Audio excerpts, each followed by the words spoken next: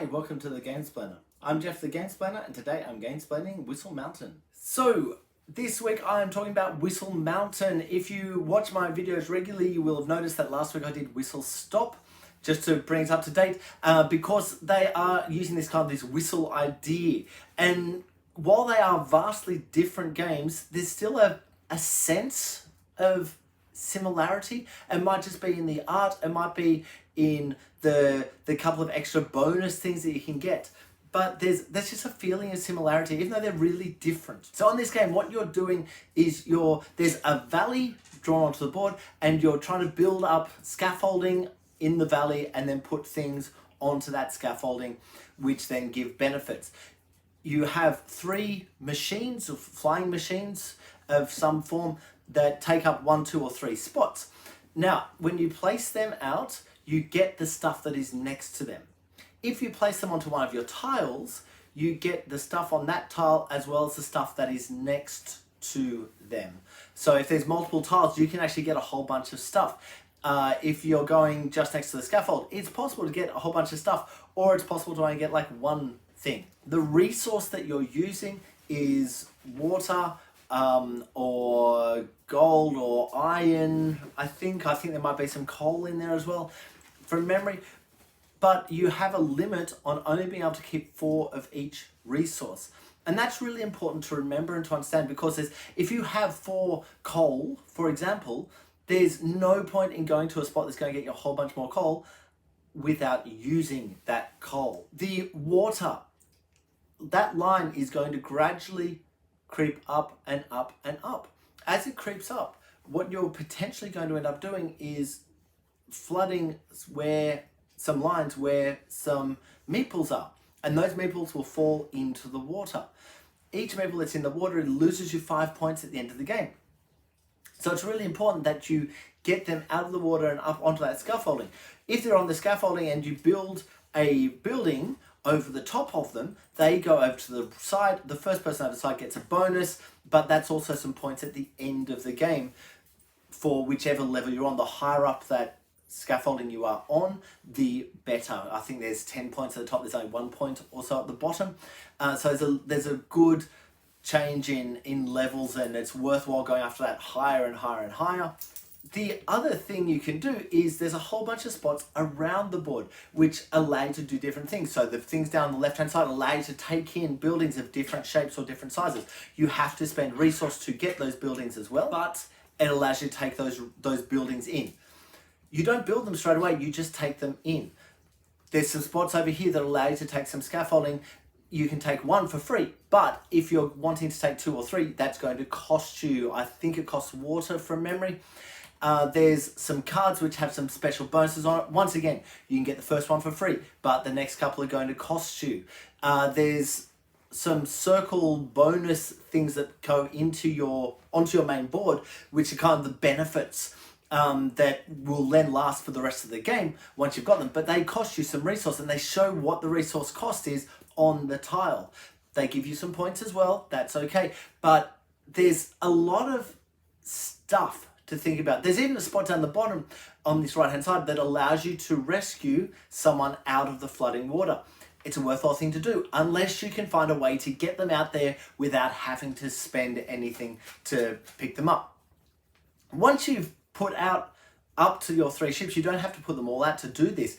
Your other action that you can do is recalling the ships, is then building. So you can, anything you've got which scaffolding or those building pieces can now be built onto the scaffolding structure. And the first one you can do for free, the second one's going to cost you, third one's going to cost you. There's a few different things like that you can do. And the final thing you can do is move a guy from that left-hand side onto the scaffolding, or you could spend double to take a guy out of the water onto that scaffolding, so that in a future turn, you're able to, or even someone else, are able to place a building over the top of them and push them over to the right, so they'll get you some points at the end of the game.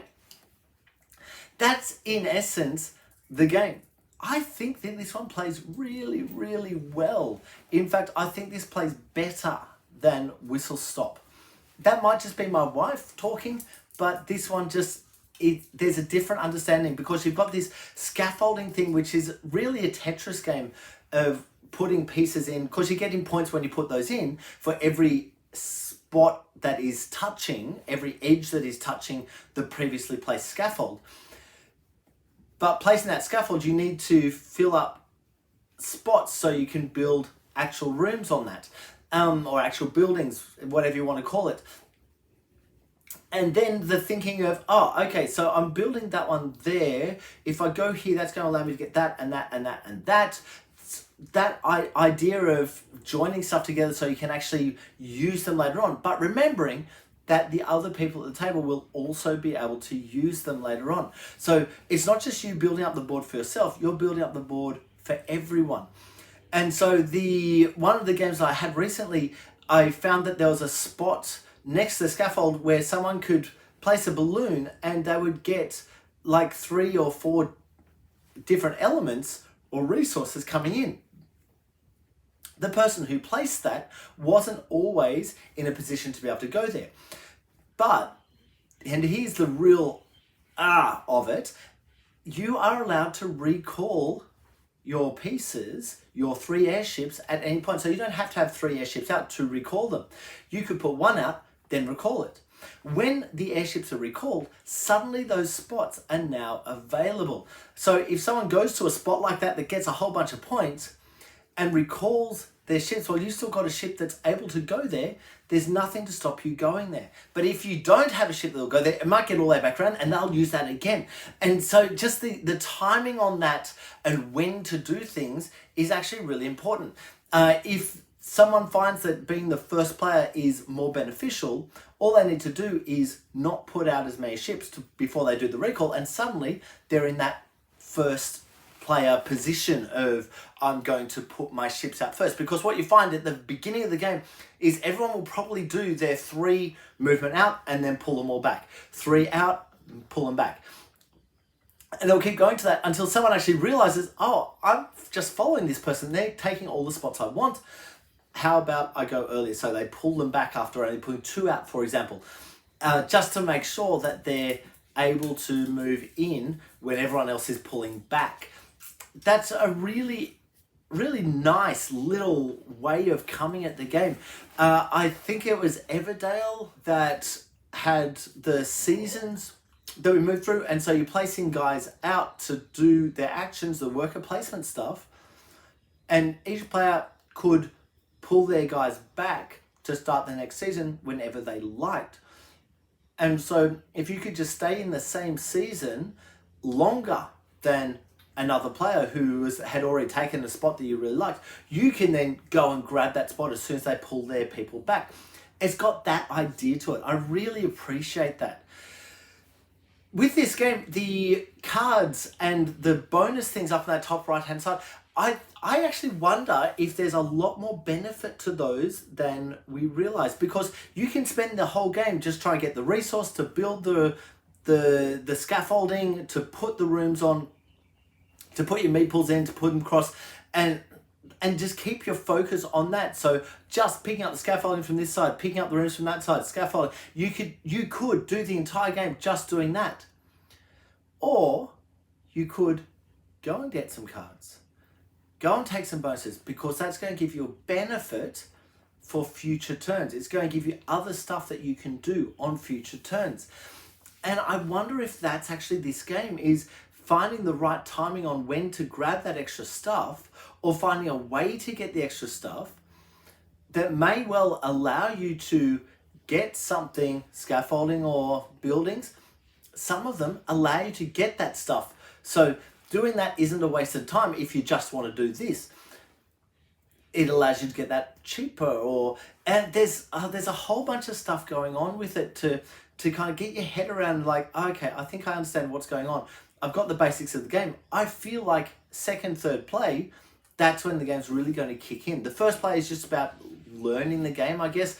Oh, I understand how that works. Bear in mind, with this game in particular, on the rule book, there was a couple of question marks I had. I've made a decision about which way I think they should go. I think I might have even gone to Board Game Geek to look something up. at one stage, I should never have to do that. If you are a rulebook writer for any company, it doesn't matter what size, but Bezier is a relatively large company.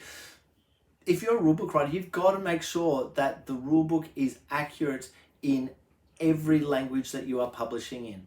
So if this is originally published as a German language game, which I think it was, you've got to make sure that the rules read accurately in the English version, because it's just a couple of little things that are kind of a bit tough to actually get your head around on the first read. You just need to do a little bit of delving to go, oh, that's what they're talking about. The other thing to bear in mind is that on this one, Whistle Mountain, it's a 4-player game. On Whistle Stop, it was a 5-player game, or up to 5 players.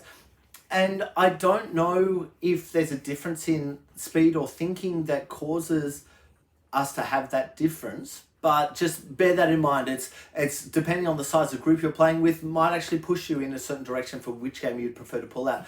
I'm kind of glad that I own both. I really want to get both of these back to the table, Whistle Stop and Whistle Mountain, to just get them with a larger group, because generally I'm playing with just 2. And look, both games play really fine with 2. Whistle Mountain plays fine as a 2-player game.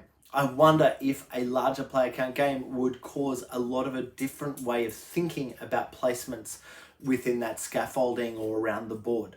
So look, I'll leave it there. Please go ahead and watch my Gamesplay and Gamesplanation to get a feel for how the game actually plays. If you have any comments or suggestions, please write them below. If you have any games that you would like to be Gamesplained, please shoot me an email to thegamesplainer@gmail.com. Follow me on Instagram and Twitter @thegamesplainer to keep up to date with the games I'm playing. Subscribe to my videos to keep up to date with the games that I'm gamesplaining. And until next time, enjoy gaming.